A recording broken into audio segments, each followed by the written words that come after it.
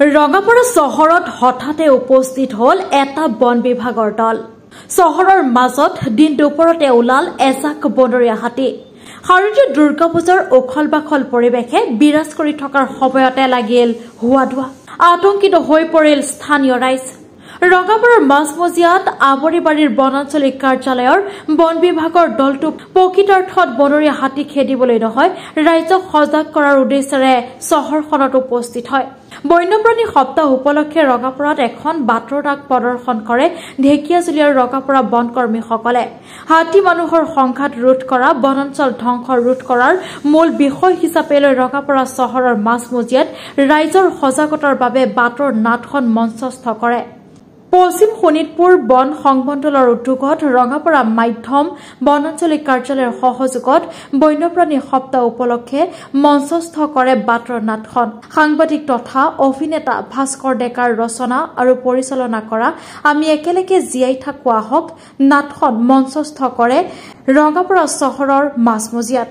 ইয়াৰ মাজতে চলিত বৰ্ষৰ এপ্ৰিল মাহত বনৰীয়া হাতী খেদিবলৈ যোৱাৰ সময়ত বন্যহস্তীৰ আক্ৰমণত অকাল মৃত্যুৰ সাৱটি লোৱা বনকৰ্মী ক্ৰমে বীৰেন ৰাভা আৰু কুলেশ্বৰ বড়োক শ্ৰদ্ধাঞ্জলি জনায় বনকৰ্মীসকলে। ইফালে বন্যহস্তী আহিলে ৰাইজ শংকিত নহৈ বন বিভাগক খবৰ দিবলৈও আহ্বান জনায়।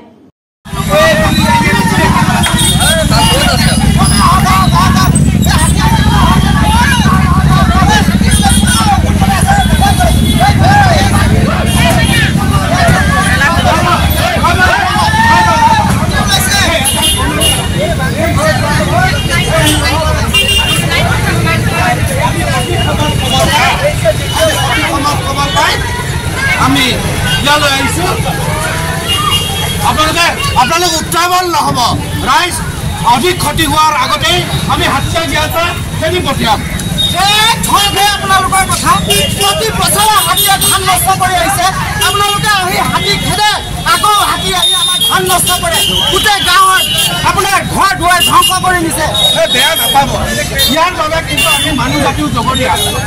খাদ্যৰ সন্ধানত বনৰীয়া হাতী আহিব, কিন্তু কোনো কিন্তু নাই, কোনো কিন্তু নাই।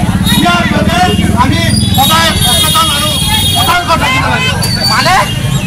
মানে আপুনি কি ক'ব বিচাৰিছে? আমি হাতীৰ অত্যাচাৰ সহ্য কৰি ভাত খাবলৈ বহি থাকিব লাগিব? নেলাগে, কেৱল হাতী অহা সঠিক সময়ত আপোনালোকে আমাক খবৰ ধৰি নিৰাপদ স্থানত থাকিব লাগে।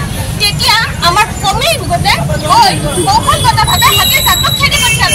আপোনালোকে কেৱল হৈ হুলস্থুল নকৰিব, হাতী আতংকিত হ'ব পৰা এই ধৰণৰ কাম নকৰিব। হাতীৰ ওচৰলৈ যায় ফটো তুলিবলৈ চেষ্টা নকৰিব।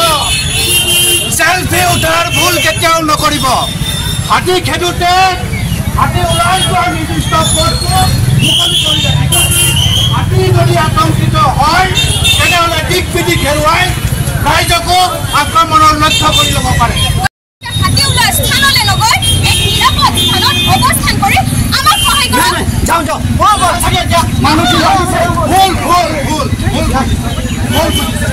বেছিকৈ হৈ হুলস্থুল হ'ব লাগে, হাতী আতংকিত হ'ব। হাতী জাগাৰী আপোনালোকৰ ধাননি পথাৰত কিয় সোমাইছে জানেনে? নাজানো, এইবিলাক আমি একো নাজানো। শুনক, খাদ্যৰ বাবে আপোনালোকৰ ধাননিত সোমাইছে। কিছু মানুহে হাতীৰ যোৱা ৰাস্তা অৰ্থাৎ হাতীৰ দণ্ডিসমূহ বন্ধ কৰি দিছে, যাৰ ফলত আজি সেইটো অৱস্থা হৈছে।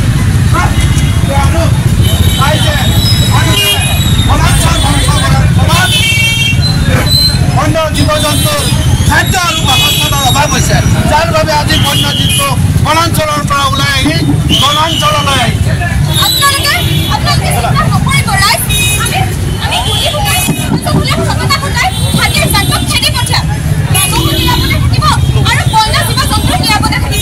জানো আপোনালোকে হাতীৰ জাকটো খেদি পঠিয়াব, কিন্তু আপোনালোকৰ হিচাপ আছে এতিয়ালৈকে বনৰীয়া হাতীয়ে কিমান মানুহৰ আক্ৰমণ কৰি মৃত্যুবৰণ হৈছে, কিমান মানুহৰ ঘৰ দুৱাৰ ধ্বংস হৈছে, আপোনালোকৰ হিচাপ আছে নে? হয়, আমাৰ পৰা শ্ৰদ্ধাঞ্জলি জ্ঞাপন কৰিছোঁ। সেইসকল মৃতকৰ পৰিয়ালক বন বিভাগে ক্ষতিপূৰণৰ ব্যৱস্থাও কৰিছে। শস্য, ঘৰ বাৰী এইবোৰৰ ক্ষতিপূৰণৰ কাৰণে চৰকাৰে ব্যৱস্থা লৈছে। আমি বন বিভাগৰ সকলো বনকৰ্মীয়ে দিনে নিশাই বন্য জীৱ জন্তু আৰু ৰাজ্যৰ সুৰক্ষাৰ হকে কাম কৰি আহিছোঁ।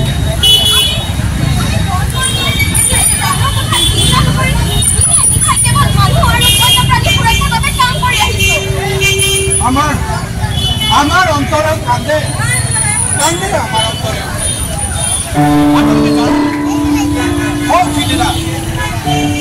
সিদিনা 27 এপ্ৰিল 2024 তাৰিখে ঢেকিয়াজুলি বনাঞ্চলিক কাৰ্যালয়ৰ অন্তৰ্গত হিৰাই মাজুলী গাঁৱত বনৰীয়া হাতী খেদিবলৈ গৈ আমাৰ অতি সুদক্ষ তথা নিষ্ঠাবান বনকৰ্মী বীৰেন্দ্ৰ বা আৰু কুলেশ্বৰ বড়ো বনৰীয়া হাতীৰ আক্ৰমণত স্বৰ্গগামী হৈছে। বন বিভাগে তেখেতসকলক বনশ্বহীদ ঘোষণা কৰিছে। বুজিছোঁ ছাৰ, আপোনাৰ কথাখিনি আমি এতিয়াহে উপলব্ধি কৰিছোঁ। আচলতে বনৰীয়া জন্তু জানে, এই ক্ষেত্ৰত আমি ৰাইজ সজাগ হ'ব লাগিব। হয় হয় হয়, প্ৰয়োজনত আমি বন্য জীৱ জন্তুৰ সৈতে সহবাস কৰিব লাগিব। ধ্বংস হোৱা সেউজ ধৰণী পুনৰ কৰিব লাগিব। সিহঁতৰ অনিষ্ট হ'লে আমাৰতো অনিষ্ট হ'ব, নহয় জানো ছাৰ? ঠিক ঠিক বুজিছে। বন্য জন্তু কেতিয়াবা খাদ্যৰ সন্ধানত বনাঞ্চলৰ পৰা ওলাই অহাটো স্বাভাৱিক। আৰু চব বন্য জীৱ যেনে বনৰীয়া মহ, হাতী, গড় এইবোৰ ওলাই অহাটো স্বাভাৱিক। আমি আমাৰ লগতে আপোনালোক ৰাইজেও সেইসকলৰ সুৰক্ষাৰ কাৰণে আমি কাম কৰি যাব লাগিব। হয়, আমাৰ যোৱা 2 অক্টোবৰৰ পৰা 8 অক্টোবৰলৈ 70 সংখ্যক বন্যপ্ৰাণী সপ্তাহ চলি আছে। এইবাৰৰ থিম হৈছে আপোনাৰ সহবচনৰ জৰিয়তে বন্যপ্ৰাণী সংৰক্ষণ। এই ক্ষেত্ৰত আমাৰ সন্মানীয় বন প্ৰাধিকাৰী মহোদয়ৰ সৌজন্যত লগতে মধ্যম বনাঞ্চলিক কাৰ্যালয় আমাৰিবাৰীৰ উদ্যোগত আমাক এখনি বাতৰনাট উপস্থাপন কৰিবলৈ দিছিলে। আৰু ইয়াত আমাৰ ঢেকিয়াজুলিৰ স্থানীয় সংবাদকৰ্মী তথা নাট্যকাৰ অভিনেতা ভাস্কৰ ডেকাই যথেষ্ট আমাক সহায় কৰিছে। তেখেতে আমাক এই নাটখন লিখি উলিয়াই অতি কম সময়ৰ ভিতৰত উপস্থাপন কৰিব পৰাকৈ আমাক সাজু কৰি তুলিলে। আৰু লগতে তেওঁৰ সৈতে আমি সকলোৱে মিলি এখন অভিনয় কৰি আজি ইয়াতে উপস্থাপন কৰিছিলোঁ। ইয়াৰ সফলতা বিফলতা ৰাইজৰ ওচৰত। গতিকে আমি সদায় ৰাইজৰ গঠনমূলক সমালোচনা বিচাৰি ভৱিষ্যতেও এনেকুৱা ধৰণৰ সজাগতামূলক অনুষ্ঠান পাতি পেলাই আমাক পাতিবলৈ উৎসাহিত কৰিব বুলি মই আশাবাদী। আৰু এটা ৰাইজলৈ আহ্বান আমি জনাইছোঁ যে হাতী বা অন্যান্য বন্যপ্ৰাণী ওলালে হঠাৎ আতংকিত নহ'ব। আপোনালোকে লগে লগে আমাৰ বন বিভাগক খবৰ দিয়ক। আমাৰ বন বিভাগৰ সকলো বনকৰ্মী আপোনালোকক সহায় কৰিবলৈ সদায় প্ৰস্তুত। আপোনালোকে নিজেও জানে এই অঞ্চলটোত যথেষ্ট বন্য হাতীৰ উপদ্ৰৱ আছে। গতিকে এই ক্ষেত্ৰত বন বিভাগে সুন্দৰভাৱে ৰাইজৰ সহযোগত এই যি সংঘাত আঁতৰাবলৈ চেষ্টা কৰি আহিছে। ভৱিষ্যতে আমি আশা কৰিম ৰাইজে সকলো ক্ষেত্ৰতে আমাক সহায় কৰিব, আমিও তেখেতসকলক সহায় কৰিবলৈ প্ৰতিশ্ৰুতিবদ্ধ। বাতৰ নাটক প্ৰদৰ্শনৰ জৰিয়তে ৰাইজৰ মাজত সজাগতা সৃষ্টিৰ এটা উদ্দেশ্য আগত ৰাখি বন্যপ্ৰাণী সপ্তাহৰ শেষৰ দিনটোত ৰঙাপাৰাত এখন বাতৰ নাট মঞ্চ পৰিৱেশন কৰিলে। আৰু বাতৰ নাটখন মই লিখি উলিয়াইছিলোঁ আৰু পৰিচালনাও কৰিছোঁ মই। বনাঞ্চলিক বিষয়াগৰাকীয়েও তাত অভিনয় কৰিছে আৰু আমাৰ নাট্যকৰ্মীসকলেও ৰংগবীৰ ঢেকিয়াজুলিৰ নাট্যকৰ্মীসকলেও অভিনয় কৰিছে।